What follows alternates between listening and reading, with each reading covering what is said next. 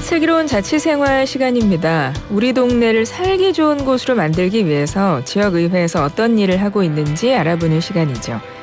오늘은 경기도의회 교육위원회 부위원장으로 수원 지역구에서 의정활동하고 계십니다. 한원찬 경기도의원 전화 연결하겠습니다. 의원님 안녕하세요. 반갑습니다. 경기도 수원 6선거구 인계동, 치동, 행궁동, 우만 1동, 우만 2동을 지역구로 두고 있는 경기도의회 교육행정위원회 한원찬입니다. 예, 반갑습니다, 의원님. 네, 반갑습니다. 예. 벌써 2023년 올해도 얼마 남지 않았는데요. 의원님께서 올해 2023년을 쭉 돌아보시면서 한번 스스로 평가를 해주신다면 어떤 말씀 해주시겠어요? 네. 2023년은 매우 의미 있고 바쁜 한 해였습니다. 교육행정위원회 부위원장으로서 교육 현안에 대한 지역 주민들의 다양한 의견을 수렴하고 이를 적극적으로 반영하며 협력과 조화를 이끌어낸다고 자부할 수 있습니다. 특히 학교 시설 개선, 교육 환경 개선 등의 정책을 제안하고 추진함으로써 지역 내 교육 환경을 개선하고자 노력했습니다. 또한 지난해 11월 경기도의회에서는 의원들의 의정활동을 체계적으로 지원하기 위해 의정정책추진단이 구성되었고 의정정책추진단 위원으로 활동하고 있습니다. 의정정책추진단은 도의원 전체 공약과 지역 현안 4,101건을 기반으로 중점정책 681건을 발굴하였고 이를 경기도교육청 및 31개 시군과 정담회를 개최하여 정책 협의를 완료했습니다. 이런 점에서 2023년은 지역 및 교육 현안에 대한 적극적인 참여와 협력을 통해 의정활동에 긍정적인 영향을 미친 한 해였다고 평가하고 싶습니다. 네, 올 한해 정말 많은 일을 하셨고 스스로 그래서 좀 칭찬해주고 싶으시죠? 네, 그렇습니다. 네, 이렇게 의원님을 두고 주변에서 또 이런 평가가 나오고 있대요. 삼선 의원 같은 초선 의원이시다. 요즘에 신조어 중에서도 중고 신입 뭐 이런 말들도 있던데 이런 단어도 함께 나오고 있고요. 어떻게 이런 평가를 받고 계신 것 같으세요? 주변에서 그런 말씀 많이 하시는데요. 삼선 의원 같은 초선 의원이라는 평가와 중고 신입이란 신조어가 언급되는 이유는 수원 특례시의 10대와 11대 의원 경험을 통해서 광역의회로 무대를 옮기게 되었다고 생각합니다. 그러니까 시의원을 하시고 나서 광역의회로 오셨으니까 중고 신입, 삼선 같은 초선 이런 말이 있다는 말씀이시네요. 네, 도의원으로서는 이제 초선임에도 불구하고 기존의 경험과 현재의 도전을 저렇게 이제 이끌어가고 있다고 평가하는 것이 아닐까 생각합니다. 이러한 경험들이 중고 신입이라는 신조어에 어울리게 느껴지는 부분이 있을 거라 저는 이렇게 생각을 합니다. 수원시의회에서 의정활동 하시는 것이 이렇게 광역의회로 오셨어도 굉장히 큰 밑거름이 되셨을 것 같고, 근데 한편으로는요, 의원님, 시의원 그렇게 오래 하시다가 이렇게 광역의회로 오시면 시의회에서 함께 일하셨던 그 의원분들이 많이 아쉬워하고 그러지 않으셨을까요? 네, 그런 분도 상당히 많죠. 의정활동을, 이제 의정생활을 통해서 만났는데 같이 논의하고 고민하고 토론하는 과정에서 개인적인 인간관계까지 서로를 이해하게 되었어요. 그렇죠. 하나의 공통된 생각들로 모아지는 과정을 거치다 보니까 지역, 당, 살아온 과정은 전부 다 다르지만 사람은 괜찮다. 좋은 사람이다라는 이미지가 남아 있었나 봅니다. 입법, 행정사무감사, 예산 등을 함께 공부하면서 노하우를 전달하기도 하고 마음을 터놓고 지내는 게 굉장히 중요했던 것 같습니다. 지역 현안 등 시민을 위해 하는 일이 서로 애로사항을 나누고 같이 고민하며 해결하는 과정에 하나가 되었던 것 같습니다. 의원님도 그 시의원 하시다가 이렇게 도의원으로 오시면 물론 이제 더 많은 일들을 하셔서 바쁘시겠지만 함께 일하셨던 분들이랑 이제 같이 일 못 하시는 거잖아요. 네. 좀 아쉬운 마음 있으시지 않으셨어요? 그런 아쉬운 마음이 있어가지고 중간중간에 그래도 만나서 소통하고 우리가 계속 가기 역할을 하고 있습니다. 아, 같이 식사도 하시고 맛집 가서. 네네. 네. 그럼 도 의원님들하고도 좀 그런 관계도 갖고 하시겠네요. 네, 그렇죠.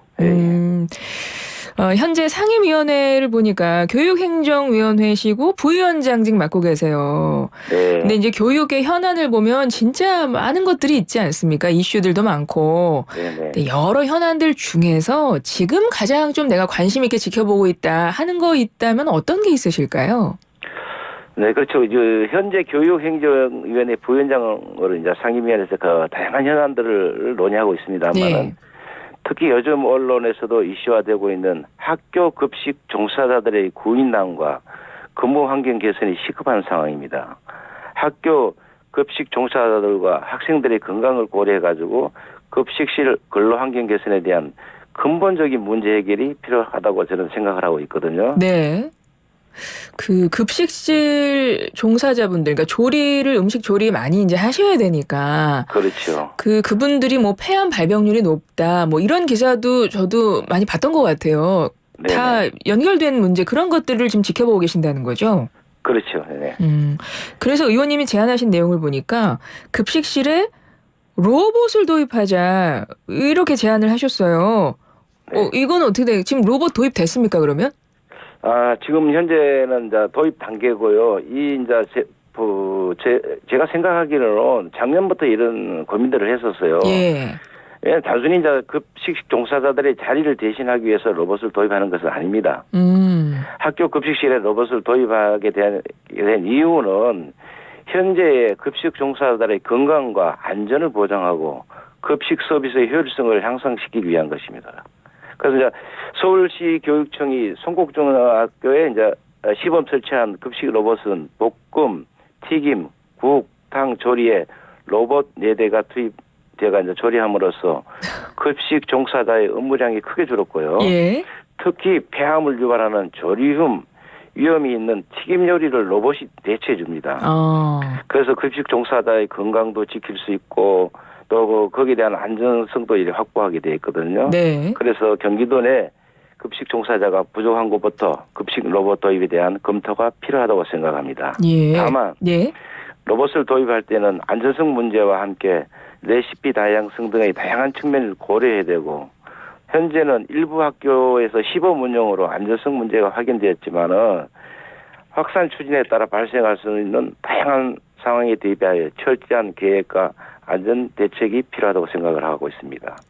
이러한 측면을 고려해서 로봇 도입을 통해 급식 서비스를 혁신하고 급식 종사자들의 건강을 보호하는 것이 최종의 목표입니다. 그러니까 조리하시는 분들이 뭐 튀김 뭐 이런 거 하다 보면 아무래도 그 조리흉이 발생을 해서 안 좋다고 하잖아요. 그래서 폐 건강 안 좋다. 그래서 이제 그런 것들, 그런 음식을 만드는 것을 로봇을 투입한다는 말씀이신 건데. 네, 그렇죠. 네. 그래서 이제 뭐 레시피 다양성 이제 이런 것도 고민한다고 하셨어요. 근데 네네. 아무리 레시피 있어도 이게 음식에선 손맛이 중요하잖아요. 먹어보다가 약간 간이 더 해야 되는데 소금 더 넣고 막 이러지 않습니까? 네네. 이걸 로봇이 할 수 있을까요?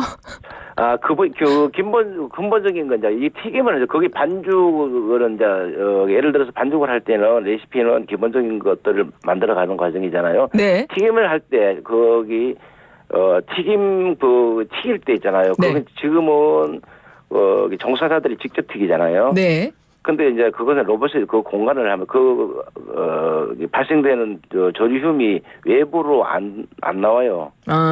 공간만 별도로 하는 거니까. 그러니까 지금은 뭐 반죽이나 뭐 이런 뭐 양념에 이런 건 다 사람이 해주고 그 튀기는 작업 이제 그런 것들을 로봇이 한다 이런 말씀이신 거예요? 그렇죠. 예.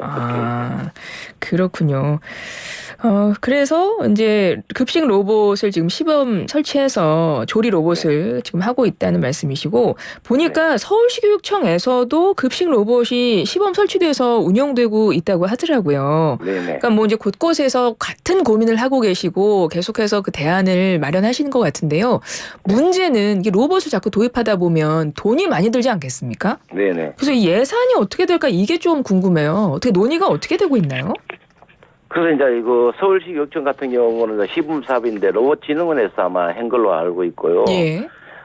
우리 경기도 교육행정위원회 위원님들의 지지와 협력으로 그 2024년도 예산안에 경기도 교육청 상임위 교육행정위원회 상임위죠. 네. 그래서 처음으로 이제 자체 예산 10억 원을 의회가 편성을 했어요, 우리가. 물론 예결위 심의를 앞두고 있지만 상임위 원안대로 예산안이 확정되면 내년에는 학교 급식실에 로봇 시범 설치와 운영이 이루어질 겁니다. 로봇 도입에는 뭐 안전성과 악화된 문제와 승계로 과제 등 걸 신중히 고려해야 되지만 더불어 급식 서비스의 요구에 부합하도록 지속적인 논의와 협력도 이루어져야 된다고 생각을 하고 있거든요. 네. 그래서 아마 이 예산안이 예결위에서 잘 통과되면 시범적으로 하다 보면은 우리가 제일 중요한 것은 안전성과 우리 조리 급식실의 종사자들의 그 건강권 회복도 이렇게 만들어줄 수 있다고 생각을 하거든요. 그렇죠. 예, 왜냐하면 또 요즘 3D 업종에 구인난이 굉장히 심각해요. 네네. 예, 그래서 인력 수급하는데 굉장히 애로사항이 있습니다. 그렇죠. 그러니까 조리하시는 분들의 건강권도 회복해야 되고. 또 이제 인력난도 있어서 예, 이게 로봇이 필요하긴 한데 또 한편으로는 그럼에도 이제 그 분야에서 일하시는 분들은 이렇게 생각하실 수도 있을 것 같아요. 이렇게 되면 나중에 내 일자리 뺏기는 거 아닌가 이런 우려도 좀 하실 것 같아요. 약간 불편한 마음도 있지 않으실까요? 아니 이 로봇을 도입하게 되는 그 분야에 대해서는 지금 급식 종사자들이 거의 일을 안 하려고 하는 파트예요. 그 부분이. 예. 그러다 보니까 계속 조리움이 발생되고 그러다가 폐암도 발생되다 보니까 이거는 이제 대체를 로봇이 해야 된다고 생각을 하고 있습니다. 그렇군요. 노동 강도도 좀 강하고 건강에도 그렇죠. 매우 안 좋은 그런 분야다 보니까 점점 그 조리하는 그 작업 같은 경우는 많은 분들이 좀 기피하는 작업이다 이런 말씀이시군요. 그래서 그런 거를 로봇으로 채운다. 그게 현실이에요. 네. 그렇군요. 알겠습니다. 의원님 지역구 현안도 좀 여쭤볼게요. 네. 수원이 지역구시거든요. 네네. 근데 보니까 현안 중에 수원 구치소 이전 요거 약속하셨더라고요. 이거 지금 진행이 어떻게 되고 있나요? 네. 그 우만 1동, 우만 2동이 이제 양쪽에 이제 걸쳐 있는데 구치소가. 네. 그래서 이제 동쪽으로는 우만 2동이 되어 있습니다만은 하나의 경계선을 두고는 우만 1, 2동 이렇게 되어 있어요. 근데 이쪽에 이제 재개발, 재건축이 굉장히 이제 추진 중에 있습니다. 그리고 그렇게 되면 인구가 많이 급증하겠죠. 네. 거주 인구가. 그래서 이제 우리 주민들이 이용할 수 있는 충분한 그 문화상업 시설이 굉장히 부족한 현상입니다. 그래서 수원구치소 주변이 이제 앞으로 이렇게 발전되면은 이제는 수원구치소를 지역 주민들을 위한 편의시설로 활용해야 될 시기가 왔다고 본인은 생각하고 있습니다. 그래서.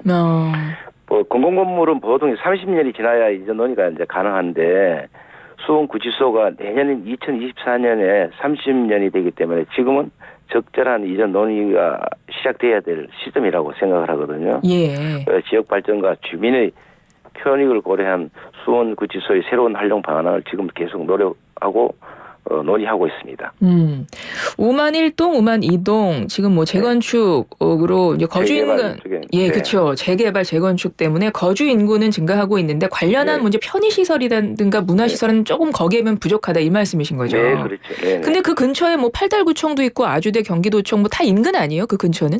아니 근데 이제 팔달구청하고는 좀 거리가 또 떨어져 있죠. 그거는 이제 이 행궁동 쪽으로 장안구 쪽에 그 근처에 있고 우리 쪽에는 상당히 우만 1, 2동은 상당히 부족하죠. 아주대는 이제 사실은 공공기관인데 그게 또 우리 지역구가 아니에요. 그래도 가까이 있는데도 불구하고 그게 영통구로 있습니다. 그렇군요. 네네. 의원님의 지역구는 아니네요. 아주대는. 그렇죠. 네. 그 말씀 왜 드렸냐면 일단 수원구치소 있는 그쪽은 수원구치소를 이전하게 되면 어쨌든 그 자리를 채워야 되잖아요. 그렇죠. 그러면 이제 그런 것들 주변에 있는 것들과 다 연결을 해서 아마 활용을 어떻게 할까 고민하고 계실 텐데 뭐 어떤 것들을 지금 구상을 하고 계신 거예요? 그래서 맞습니다. 방금 전에 말씀드렸다시피 이제 수원구치소는 인근의 월드컵 경기장, 아주대 병원을 비롯해서 여러 개 이제 초, 중, 고교 학교들이 많고 또 주거 밀집 지역으로 이제 이렇게 둘러싸 있어요. 더욱 이제 수원 월드컵 경기장은 축구 관람객들이 굉장히 많이 찾고 있는 수원의 명소예요. 네네. 앞으로 이제 인덕원, 동탄선, 신분당선 독선 전철이 이제 추진 중이고 지금 공사 얼마 있으면 들어가잖아요. 네. 그래서 이제 거기에 또 환승역이 건립돼요.